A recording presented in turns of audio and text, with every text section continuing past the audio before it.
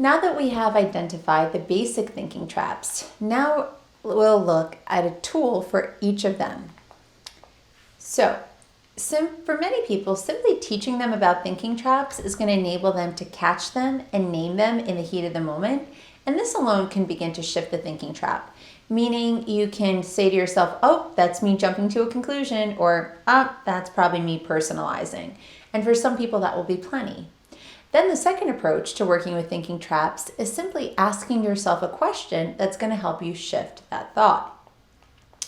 So when you find yourself jumping to a conclusion, the key is that you got to slow yourself down.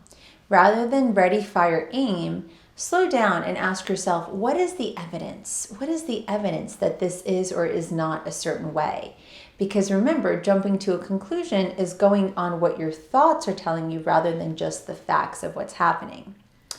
Then tunnel vision. When you find yourself tunnel visioning, you might ask yourself, what salient or important information did I miss when I came to this conclusion? And then overgeneralizing. Overgeneralizing is when you are making a blanket statement over the person's character. So when you're overgeneralizing, you want to look at the behavior. Rather than saying, oh, he's so sloppy, you can say, is there a specific behavior that explains the situation? Meaning he leaves his dirty socks hang around on the floor. So you're looking at the behavior, not the character bash. When you find yourself magnifying or minimizing, you want to remind yourself to be even-handed.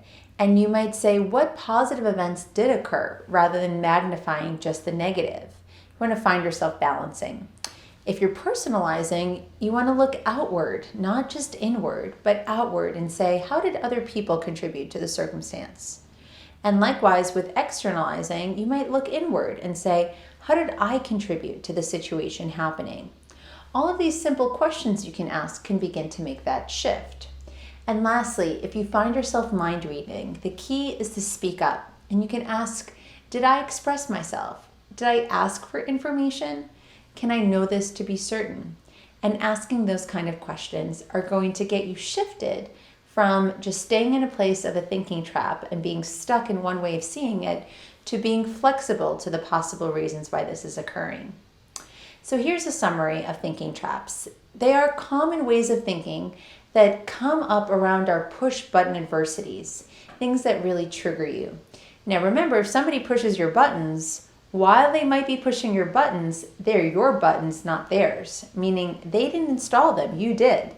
So if you are finding that people are triggering you or a situation is triggering you, it's a great opportunity to look at what's going on within me and then be able to work with it.